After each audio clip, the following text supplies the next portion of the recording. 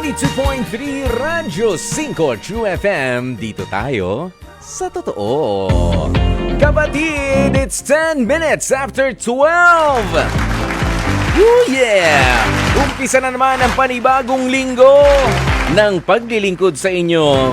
Opo, kaya naman sa ganitong kainit na panahon, kailangan din ang mainit at mahigpit na pagtanggap para sa inyong programang tinututukan, sinusuportahan tuwing pananghalian. Thank you! Opo. Pauna na nga po muna, ang aming pasasalamat naman para sa lahat ng mga sumusuporta sa ating catch-up episodes every Sunday. Thank you. Para po sa mga hindi pa nakakaalam, tuwing Sunday afternoon po, Sunday high noon, di ba? Alas 12 hanggang alas 3 po ay meron tayong mga catch-up episodes ng ating programang Heart to Heart. Maraming salamat po sa mga patuloy na nakikinig, patuloy na mga sumusuporta. Sinasama po kami kapag kayo ay nagkikwentuhan ng inyong mga kapamilya, ng inyong mga kamag-anak na bumibisita, 'di ba? At nandyan kami sa inyong background. Kapag kayo ay naguhuntahan o nagkakaubusan na nga ng pinag-uusapan. Pumapagitna na rin ang H2H, ang heart to heart natin. And of course, sa mga live viewers natin, sa mga live na mga listeners, welcome po sa inyo. Kaya naman sige, i-save nyo na nga po itong mga hotlines natin, ha. Pwede po kayong makisawsaw, pwede po kayong magpahayag ng inyong mga damdamin, ng inyong mga payo din, of course, sa ating makakausap para sa H2H Confessions at sa ating babasahin na kwento mamaya, nalalaman ng Dear Kuya Poy, o kaya naman ang inyong kasagutan para sa ating love question of the day. Ito na nga po ang ating hotlines, 8631-5788, o kaya naman ay ang 8631-6674. Ulitin natin, 8631-5788 o kaya ang 8631-6674. Kaya tulungan nyo nga po kami. Minsan talaga medyo komplikado, At syempre, wala nang ibang hihigit pa kundi yung inyong karanasan mismo, yung na-experience nyo mismo. 'Di ba? Ang inyong maibahagi din sa amin dito. Maraming salamat po sa inyo mga kapatid. Huwag na nga nating patagalin pa. Si Jaire Ann Manipon. Si Jaire. Huwag na natin patagalin pa. Umpisa na nga po natin ang ating programa sa pamagitan ng ating H2H Confessions.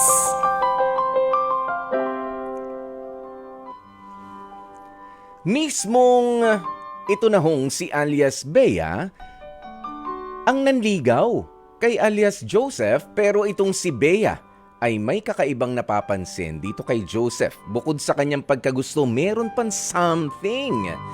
Pakiramdam daw po kasi nitong ating makakausap na si Bea ay parang tinitake advantage lamang siya nitong si Joseph para hut-hutan ng pera. Yan ay matapos na panay magparinig sa kanya ng kung ano-ano, maski ang uniform para nagagamitin ni Joseph para sa liga ng basketball ba to? O volleyball? Mamaya natin tanungin. Siya na rin ang sumagot. Pero si Joseph gusto nang sagarin yan matapos nga ang hiritan pa ng sapatos. Sasali sa liga, walang sapatos.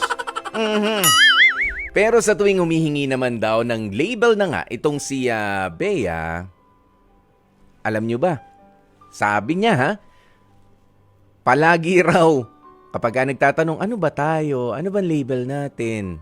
Ang sagot ni Joseph ay, wrong timing ka naman eh. Wrong timing. Pero ako ang itatanong ko talaga sa iyo, Bea, 23 years old ka pa lang pero ganyan na ang mga pangyayari.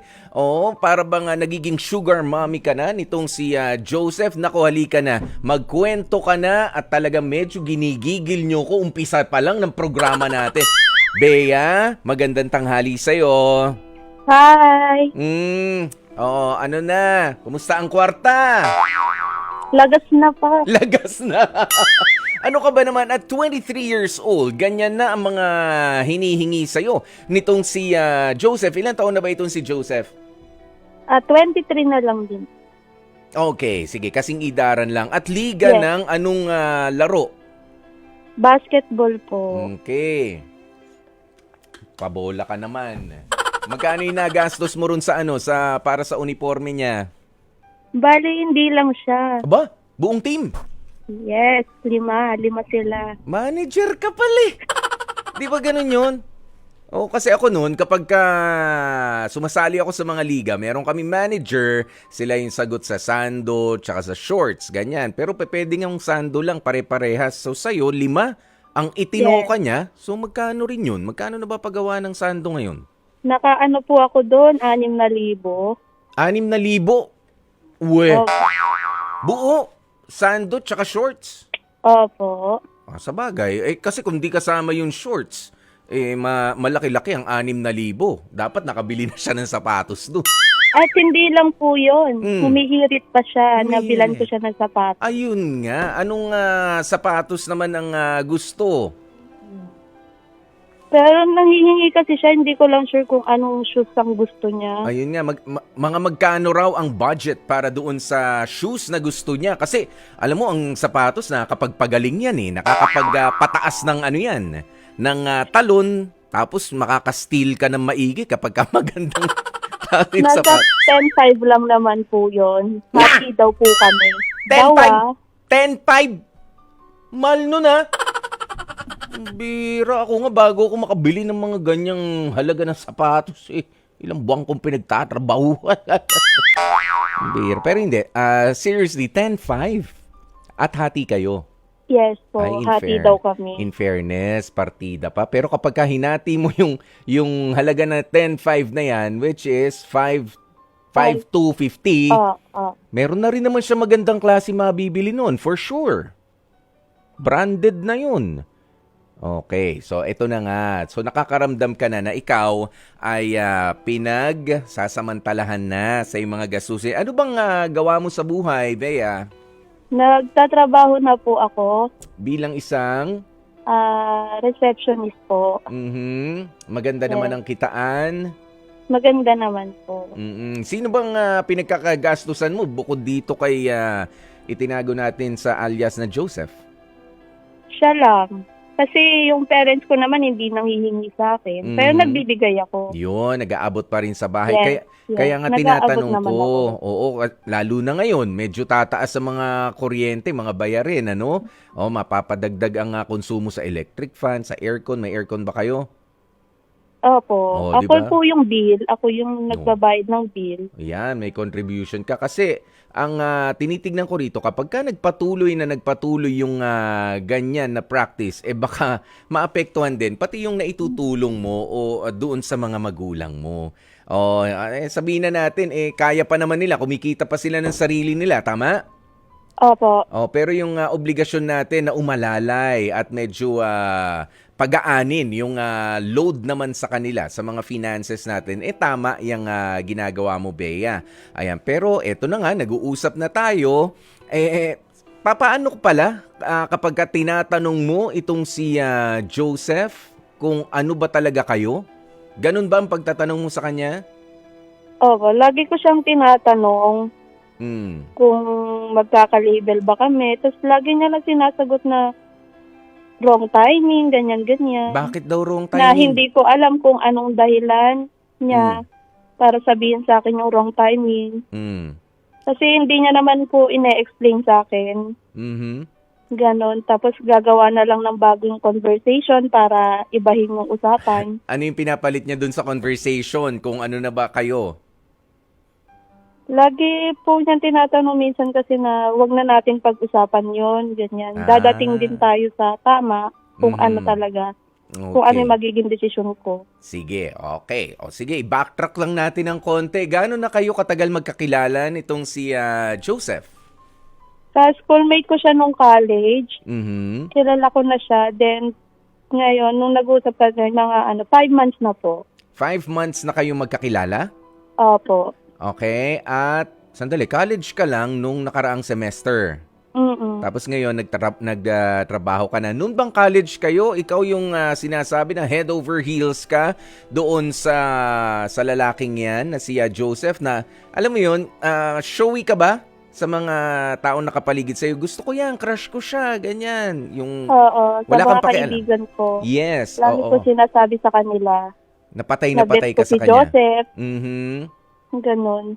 Okay. So, okay lang naman yun. 'Di ba? Kung talagang kilig na kilig ka. Pero sometimes you just have to control yourself also. Kasi nababasa ka ng tao at ikaw yung tipo, nai-imagine ko na, no? Ikaw ba yung kahit nakaharap na si Joseph, hindi ka na hindi ka na nahihiya na sabihin sa kanya, ay gusto kita, ang gwapo mo. Bango ng kilikili mo. Nung nag-aaral pa ako, hindi pa ako nag-open sa kanya. Pero nung nakakausap ko na siya, 5 months ago, ayun, doon ko palang sinabi sa kanya. Mhm. Ayan na. Okay. So, papaano ka, sabi mo, ikaw ang nangligaw. Papaano ba manligaw si Bea kay Joseph? Sige nga, kwentuhan mo lang kami na mabilis. Kasi gustong-gusto ko siya, tapos tinanong ko. Nung una kasi, parang, nagbibigay siya ng motibo, lagi kong tinatanong kung kamusta ako, kumain na ba ako, ganyan-ganyan. Tapos feeling ko, may gusto siya sa akin. So, sabi ko, ako na lang manliligaw kay Joseph. Mhm. So, paano mo Inunahan nga ko na po inumpisahan? Pwede bang ako manligaw? May ganun ba na statement? O ikaw yung, ikaw yung nasa offensive side na, sige nga, ako na, ang attack, ganyan. Oo, ganon. Tapos, ganon po ang nangyari. Liligawan kita. Gusto kita. Gusto kita ligawan. Ganon po ang nangyari. At anong sinagot niya doon? Wala akong narinig sa kanya.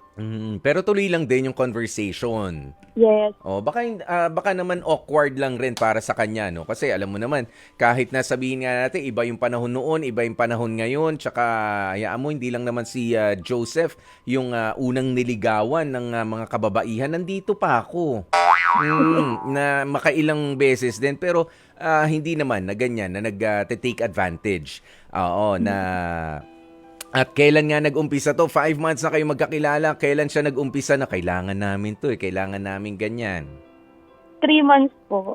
So, 3 months ago, nahingan ka na ng para sa uniform. Pero before that, dahil nga sa nanliligaw ka, ikaw ba'y nahihiritan din na, kunyari, paano ka naman, padala ka naman ng foods dito, ganyan. May mga ganun ba? Actually, kapag kumakain kami, kapag kunya nag-aaya siya, na kumain kami sa labas, ako pa din yung nagbabayad, gano'n. Hindi man lang siya kahit pakitang tao na maglalabas kunyari ng wallet? Wala. Wala? Wala po. Expected niya na ikaw ang magbabayad? Ganun po. Pagkatapos, ano pa? Yung iba niyang mga hinihingi?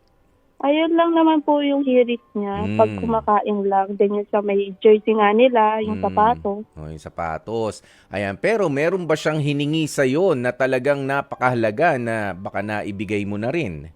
Wala naman po. Hindi mo pa ibinibigay yung pinakamahalagang bagay na yon. O yan, mag-iingat ka. Ayan, because as early as this time, kahit papaano, dapat kilala mo na itong si Joseph. Pero baka naman... I'm just giving Joseph the benefit of the doubt. Baka naman kasi yan yung impression na iniiwan mo sa kanya. Na pwede kang at willing ka na gumastos para sa kanya. Nagbibigay ka ng impression na ganun. Oo. Na may pera ako, may ganyan ako. Just to lure him in. Ha? Yes. Oo, yan. So, sagot ko na yan. Ganun yung mga hirit mo sa kanya. Ako nang bahala dyan. Huwag mo nang problemahin. Tama? Tama po. Yan. Kaya we cannot, I'm not saying na walang intensyon itong si Joseph na mag-take advantage sa'yo. Pero kasi kung ikaw, ginagamit mo, yung bentahe mo rin dahil sa ikaw ay may trabaho, siya wala siyang trabaho, di ba? Wala po. Nasa college pa siya, ganyan. At ino-offeran mo siya ng may gusto ka bang bilhin? Alalayan kita, pagtulungan natin, yung ganyan. You cannot exactly 100% na sasabihin na he's taking advantage of you while you yourself is also taking advantage of him. na, 'di ba, you're luring him in, inaano mo siya, pinasasakay mo siya para magustuhan ka niya at pinauulanan mo ng hindi naman pinauulanan, ino-offeran mo, not really binibili, pero dahil sa alam mo na yun yung meron ka at wala siya, you're at fault also. Nagigets mo? Opo. Ino-offeran mo siya ng mga bilihin na kaya mo, papaano yan? So, ano sa tingin mo ang dapat mangyari ngayon sa panliligaw mo? Kasi pwede naman talaga manligaw na hindi mamumuhunan ng napakalaking kwarta. Sa totoo lang. Na-realize mo ba yung mali mong yon? Mali ko nga po. Oo, kasi pwede namang ipagpatuloy yung pagkakaibigan, pwedeng ipagpatuloy ang communication o kung gustong-gusto mo man itong si Joseph, wag mo naman siyang tuksuhin. 'Di ba? Para makita mo kung ano talaga ang quality ng kanyang character, magpakatotoo ka lamang sa kanya. 'Di ba? Yung emosyon ninyo, yun ang i-connect ninyo, hindi yung financial situation mo, yun ang pinupronta mo. O, sigurado ka ba na itong mga hiningi niyang favor sa iyo ay hindi rin ikaw ang dahilan? Kasi siguro ako hindi ba nag-usap lang kayo, sali kami sa liga, wala pa nga kaming pang uniform, baka ikaw naman din mismo nag-offer. Hingi kasi siya ng tulong talaga. Nagsosolicit kasi usually kapag kaganyan. Solicitation. No. Wala namang halaga Pagka walang halagang sinasabi kapag solicitation. Kaya ikaw ang nagbigay ng ganung kalaking halaga? Ikaw nag-offer nun? Lagi kasi siya nagpaparinig na ganun. Kaya ako na po ang sumagot. Okay. So, sinagot na, sige na, huwag ka na magparinig. Ako na. Kasi nga kaya mo. Okay? Tapos ito na ngayon sa sapatos. Pero ako, hindi ko bibigyan ng ganung judgment. Okay? Kung ako si Joseph, it's just that, give and take to. Ganyan. Total, magkaibigan tayo, hinihingan mo ko, hindi naman sa'yo hinihingi pala lahat. Tama? Ang sinabi mo lang, dahil paulit-ulit ka, kinukulit mo ko sige, sagot ko na lahat yan. Bilang pasikat din, hindi lang sa kanya, pati sa mga kaibigan niya, tama? Para ma-impress din sila sa'yo, uy, napaka-supportive niyan si Bea sa'yo, ganyan, ingatan mo pare, sagutin mo na, yung mga ganyan. Tama? Di ba you're trying to impress the guy and his friends? Opportunity yan para sa'yo. 'Di ba? Kaya hindi ko rin masabi na opportunist itong si Joseph. Okay? Tapos kahit dun sa pagbili ng sapatos, siya pa nga siguro nagdahan-dahan na, sandali, hati na lang tayo. Yan, yung ganyan. Siya ba nag-offer nun? Siya po nag-offer. Pero Umilit ikaw rin, nagsabi ka na, sige, tutulungan kita makabili ng rubber shoes. Opo. Tama? Opo, nag-offer po ako. Iyan ang gusto ko, Bea. Yung sinasabi natin yung totoo para hindi naman natin na ilalagay sa bad light din yung mga tao na hindi natin pinag-uusapan. Ayan. At dahil nga sa honesty mong ito, Bea, ano sa tingin mo, bago ako magsalita dito, ano sa tingin mo yung mga kailangan mong i-adjust tungkol sa inyong pagkakaibigan nitong si Joseph? Nung hiniritan niya kasi ako ng sapatos, parang doon na ako napaisip na parang ginagawa na lang ako sugar mommy na tong lalaki na to. Ngayon po, parang naisip ko na, parang ayoko na, okay lang na makipag-usap na lang ako sa kanya, pero wala na talaga na liligawan ko pa siya, ganun. Hindi na ako maghihintay na magkaroon pa ng label. Ganyan po. Ganun dapat. Ganun dapat ang understanding mo sa mga nangyayaring ito. Oo, Bea, buti naman at naliwanagan yung isipan mo. Kawawa naman kasi yung tao, sasabihin mo na na user siya. Ikaw naman pala extra lawit ka ng ng pera diyan. May kumuha ng pera ko, nakalawit naman pala dun yung yung wallet mo nakabukas, 'di ba?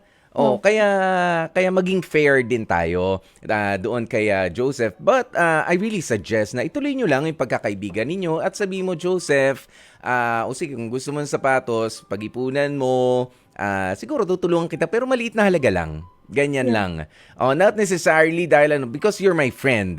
'Di ba? Pero yung para silawin mo para dahil sa naiinip ka na, wag ganun maging desperado para magkaroon ng relationship. And kahit pa nga nagkaroon na kayo ng relationship, Bea, I'm telling you ha, kasi parang meron kang parang nandun ka sa daan na baka maging sugar mommy sa mga susunod na panahon. Ayaw natin mangyari yan na tayo ay mapagsamantalahan. 'Di ba? Yung genuine friendship natin, yung genuine connection natin does not require na binabayaran natin yung mga tao. Ha? Para lang for them to like us or to love us back. Hindi dapat ganoon. Susunod na lang yan. Kung may panlibre ka, well then sige, manlibre ka. Kung may bibigay kang panregalo, sige, may panregalo. Pero to require yourself na lagi ka na lang merong kailangang material thing na ibibigay sa partner mo o sa kaibigan mo kahit sino, hindi yon. Maling paraan yon. Papaano kapag wala ka na? Pagka wala ka na maibigay sa kanila, tsaka ka magsisisi, ay si ganito, hindi man lang naibalik yung favor na naibigay ko sa kanya. Diba? Yes. You take care of your money. Ayan, at hindi yan ang dapat nating ifine-flex, sabi nga ngayon, i-flex mo yung totoong pagmamahal mo sa kanya. Sandali, naiintriga lang kami rito. May mga nagtatanong, gaano ba kagwapo itong si Joseph? Sino bang kahawig na artista? Sino po ba? Mm-mm. Hindi naman kasi siya kagwapuhan eh. Malakas lang talaga yung appeal niya. Wala. Pero ikaw, sino bang kahawig mo naman? Yung sinasabi ng mga friends mo na may hawig ka dito sa ganitong artista. Wala naman pong nabanggit na gano'n. Wala rin? Wala rin. Nako, delikado nga. Mukhang kailangan nga mamuhunan. Hindi, joke lang. Pero hindi, ang ipakita mo yung kagandahan ng ugali natin. Yun ang i-flaunt mo sa kanila. Mabuti ako makisama, ganito, pero hindi ko kailangan magbayad ng pera. Ha? Ingatan mo yung pera mong yan. Bata ka pa, marami ka pang mararating. Ayan, pero wag tayong magmukhang desperado sa isang tao hanggang sa ultimo pagkakagastusan mo ito ng hindi na reasonable. Okay? Yan na lang ang may isasabi ko sa iyo. Please be guided nung mga pinag-usapan natin yan. Maraming salamat sa iyo, Bea. Oo. At ito na nga ang ating love question of the day. Kapatid, payag ka bang maging good friends pa rin ang jowa mo sa ex niya? Ito, babasahin ko na muna yung naumpisahan ko na kanina. Ayan, sabi niya, sabi ni Carol Ang, siguro karamihan ng sa mga taong mapalalaki man, mapababae, hindi na dapat pang maging friends doon sa ex nila. Siguro sa ibang tao, pero sa akin hindi na. Hindi ko Kaiyak-iyak. Thank you, Carol Ang. Si Sarah Gonzalez, sabi niya, para sa akin okay lang na maging good friends pa rin sila basta alam nila ang limitasyon ng bawat isa. Hindi ko siya pagbabawalan dahil may mga pinagsamahan din sila na pinahalagahan. Hindi bilang magjowa, kundi bilang magkaibigan. Tiwala ka lang at dapat na di magkulang kay jowa para hindi niya rin maikumpara ka kay ex.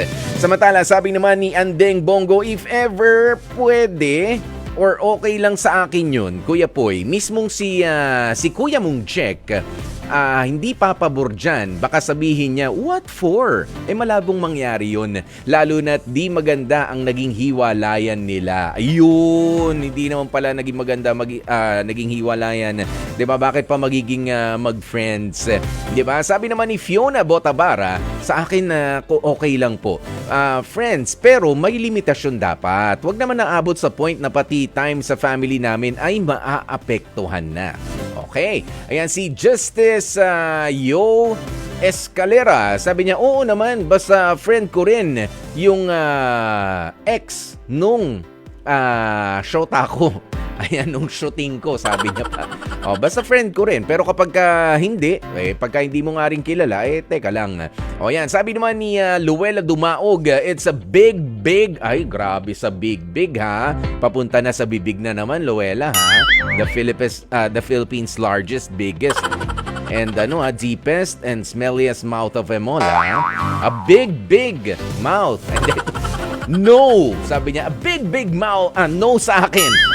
Ex mo na nga bakit mo kakaibiganin pa? Tsaka gusto mong kaibiganin yung ex mo? Sana hindi na lang kayo Sana hindi mo na lang ako ginawa. Ay, ganda ni Luella sa banda ron. Kaya na syempre, eto sulat sulat ni Honggo. Yung hindi ko mabasa. Ayan, sabi niya, pero no, gagawin ka lang, friend, para paggipit, uutang sa'yo. In short, gagamitin ka na naman ulit ng ex mo. Ayan, eto, napakasimple ng sagot ni Kim Ramirez. It's a big no. Ganun lang. At syempre, etong si Maria Lourdes Narcua, sabi niya, walang problema. Basta friends lang talaga Huwag lang nilang haluan ng mga kababalaghan. Kaya si Marvin naman, sabi niya, ay nako, never akong papayag. Seloso ako sige. Mga kapatid, alam nyo, pagdating dyan sa payag ka ba na maging good friends pa rin ang jowa mo at yung ex niya? Ako, naniniwala ako depende sa kanilang hiwalayan o depende sa naging papel nung ex niya doon sa relationship ninyo. Lalong-lalo na kapag merong history.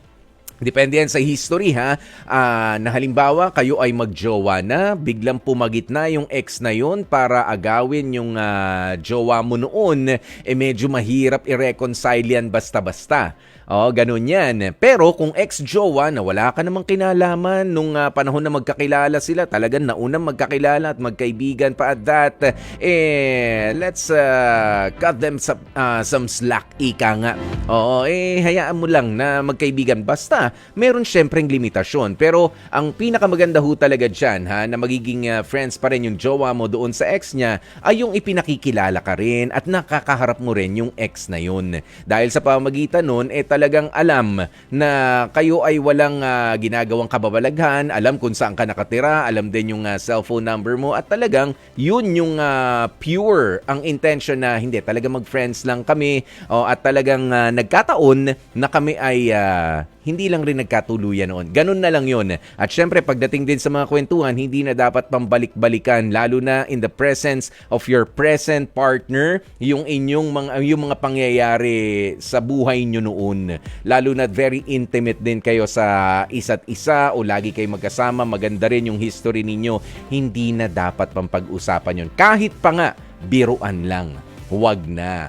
Ayan, pero nasa sa inyo po, nasa inyong mga kamay ang desisyon kung papayag ka ba o hindi. Kung saan ka komportable, yun ang gawin mo. Dear Kuya Poy, magandang araw sa inyo at sa lahat ng mga walang sawang nakikinig at lalong dumaraming nanonood sa Facebook Live ng 92.3 True FM at sa mga nakikinig sa inyo sa radyo. Pakitago na lamang ako sa pangalang Feliz, 32 years old mula dito sa Malabon. May 12 years akong boyfriend, ex ko na ngayon. Naitago na lamang natin sa pangalang Marlu. Aminado akong hindi umusad ang relasyon namin dahil na rin sa problema sa pera. Kumbaga, financially unstable itong si Marlu. Maganda naman ang trabaho ng ex ko, yun nga lang, irresponsable at hindi marunong humawak ng pera. Yung tipong gastos dito, gastos doon, para bang wala nang bukas kung magwaldas itong si Marlu. Isang araw natanggal siya sa trabaho, Kuya Poy. Ang masaklap pa ay wala rin pakialam sa kanya ang kanyang pamilya at pinabayaan na lamang siyang mag-isa. Dahil dyan, ako na muna ang tumulong sa kanya in terms of his finances during that time. Nakahanap naman ng trabaho si Marlu ulit pero sobrang layo na mula doon sa dati niyang kinikita sa luma niyang trabaho. Since maliit na nga ang naging sahod ni Marlu, kapag kinukulang siya ay sa akin siya lagi tumatakbo. To be honest, ramdam kong walang pagbabago ang relasyon namin. Maski ang usapin ng kasal ay hindi na namin maisip. Napagod na ako since breadwinner din ako sa pamilya namin kaya nagdesisyon na rin akong tapusin na ang 12 taon naming relasyon. Masakit para sa akin ang desisyon na yon, Kuya Poy, dahil totoong mahal na mahal ko naman si Marlu. Siguro nga kung nasa sitwasyon nyo rin ako, palagay ko ay magiging parehas din ang gagawin ninyo. But recently, gustong makipagbalikan sa akin ni Marlu. Pero until now, parehas pa rin ang problema ko sa kanya. Financially unstable pa rin ang ex-boyfriend ko. Nagawa akong latagan ng plano ni Marlo. Ayon sa kanya, gusto niyang magtayo kami ng business para maging stable na rin daw ang aming relasyon. Pero ang catch ay gusto niya na sa akin manggaling ang aming magiging puhunan. At sa kanya ako tutulungan sa pagpapatakbo ng negosyong ito. Mahal na mahal ko naman si Marlo pero sa sitwasyon namin, money is a very stressful matter. Ngayon iniisip ko pa rin kung babalikan ko nga ba siya talaga at susuportahan ang planong inilatag niya sa akin, Kuya Poy. Umaasa po ako na makakakuha ako ng payo mula sa iyo at sa iba pang mga nakikinig at nanonood ng inyong programa. Maraming salamat po sa pagkakataong mapiling itampok ang aking kwento ito sa lalong gumaganda na Heart to Heart sa 92.3. Lubos na gumagalang, Feliz. Especially for you.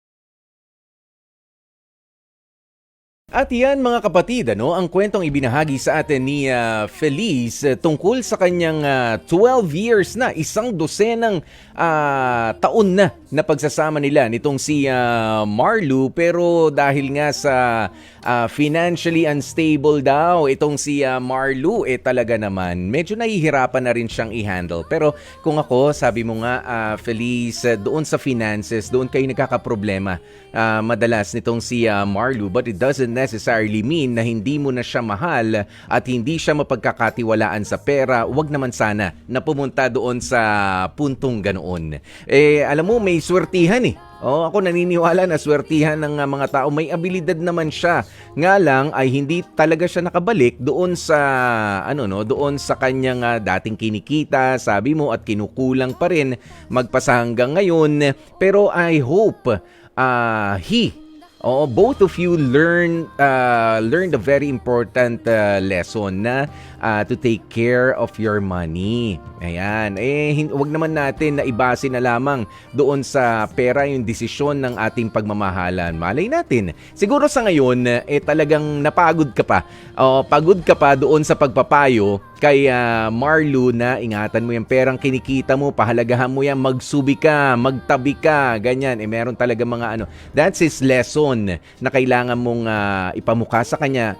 just in case na ikaw ay mag-clear na rin yung utak mo dahil alam ko na iniingatan mo lang na baka yung mga pinaghirapan mo rin ay mapunta sa wala sa pagiging waldas ni Marlu in the future. Kaya hopefully ay maturuan mo siya kung papaano nga mas maging maingat, maging matalino sa paghahawak ng pera at sabihin mo, ako okay lang sa akin at kung magtatayo kayo ng business for as long as you trust each other at tama na ang pagtitiwala ninyo sa isa't isa pa rin. At hindi naman masama ang record nitong si Marlu sa pagwawaldas. Pero kapag siya ay may bisyo ng pagsusugal o ng droga, ng kung ganoon, teka, pag-isipan mo nga talaga kung mapagbibigyan mo siya doon sa pinipresent niya sa'yo na baka pwede kayo magtayo ng business together. Pero kung hindi naman at matuturuan pa, teachable pa, makikinig na si Marlu doon sa leksyon na ibinigay sa kanya ng pagkakataon, tulungan mo na lang rin. Pero hindi natin sinasabi na very soon, tulungan mo na, agad-agad na. Hindi, pag-isipan mo rin maigi, 'di ba? Kung may extra ka, yun. Pero kapag ikaw nga ay inaasikaso mo pa ang iyong pamilya sa ngayon, may mga gastusin pa, yan na muna kung ano yung importante. 'Di ba? You can start over again. Lalo na kung mapagkakatiwalaan pa rin naman si Marlu at nagkamali lamang siya noon. Kaya good luck sa inyong magiging desisyon, At sa ngayon, congratulations na muna sa ating winner ng Sulit TV Box na si Jay Hontiveros ng Antipolo Rizal. Ayan.